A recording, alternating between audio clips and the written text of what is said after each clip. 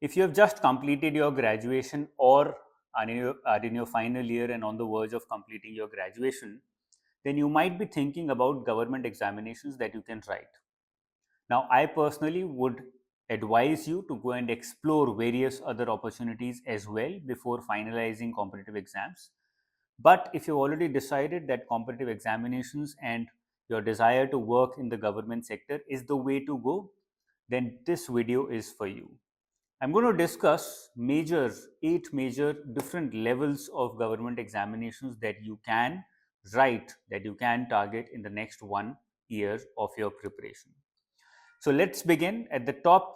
First, I will be talking about the examinations that lie at the top, that take you to the top of the hierarchy in the government, and then slowly we'll try and move down. At the top of the list is Civil Services Examination, popularly called as UPSC examination, and simultaneously we also have State Public Services Examination, which are conducted by every other state separately as well.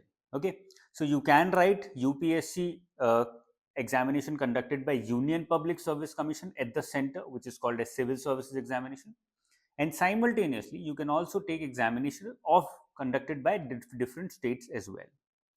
These examinations get you selected at the top of bureaucracy. No one can get you selected beyond this level in any way possible. If you clear these examinations, you get to work either as Indian administrative officers or collectors as normally called, or as state administrative officers. There are various services here. We have IAS, then Indian Police Service, Foreign Service, Revenue Service, etc. To give you an example, the SP, Superintendent of Police of a city, who's managing law and order in the entire city, is an IPS, Indian Police Service government servant. One exam is carried out by the center, as I said, but every state also has a different exam for these services. You can and should try and write both these examinations. Along with civil services, almost at the same level, we have forest service exam, which is also carried out by UPSC only. When you go to a national park like Jim Corbett, who's managing the entire national park, it's a forest service official. These officials are selected through Indian Forest Service exam that is held along with civil services exam. I would recommend, you can and should, if you're eligible, take this exam as well. It's a very good service, very good post.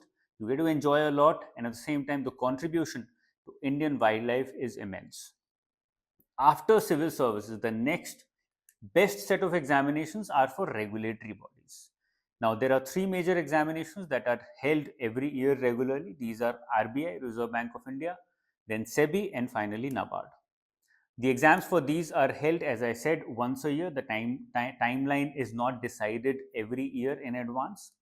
These autonomous financial institutions lead you to work at the top of financial sector in our country.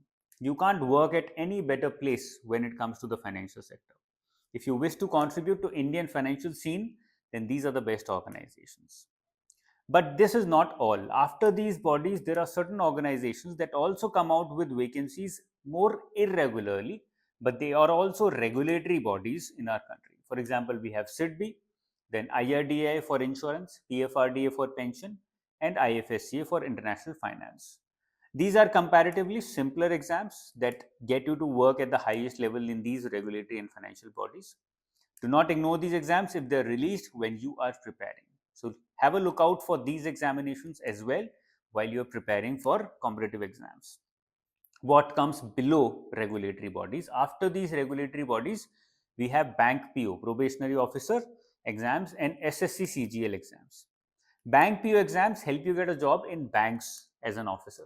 Remember going into a bank and seeing a manager sitting quietly in one corner chamber?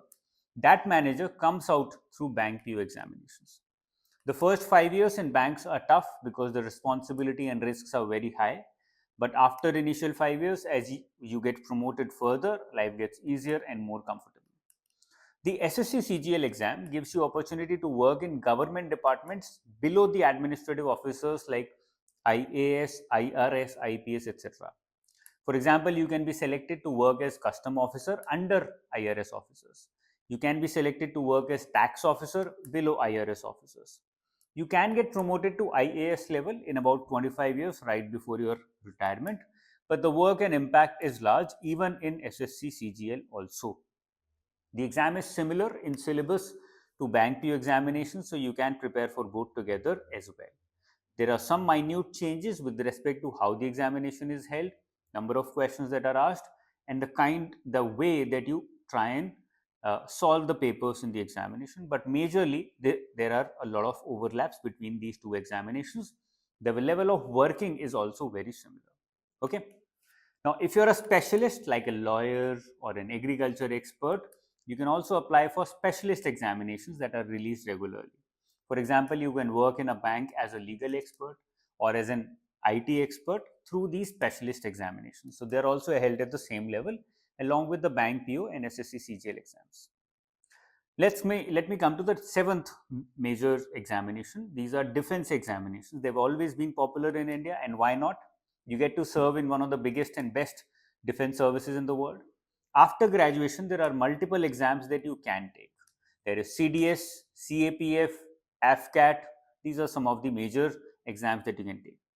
If you're interested in joining Indian Defense Services, then you can very well take these examinations. And even after graduation, if your age limit allows you, you can join the defense services. For lawyers, judiciary examinations have the same charm as that of civil services. These examinations allow you to work as a judge at various levels in Indian judiciary. Now, these examinations are easier than civil services, but they do require detailed study of law and also general studies. As a lawyer, judiciary is the right way to go to be able to make a difference in Indian legal system. So this is the last level of examination that I would recommend. Judiciary as an examination or as a level of working is very similar or at the same level as IAS. If you get selected in judiciary examinations, that you get to work as a judge in various states. Okay. So these are the major examinations that you can target in the next 1 or 2 years of your preparation. And I'm very sure that if you prepare hard enough and smart enough, you will be able to get selected in any one of these services. All the best. Jai Hind.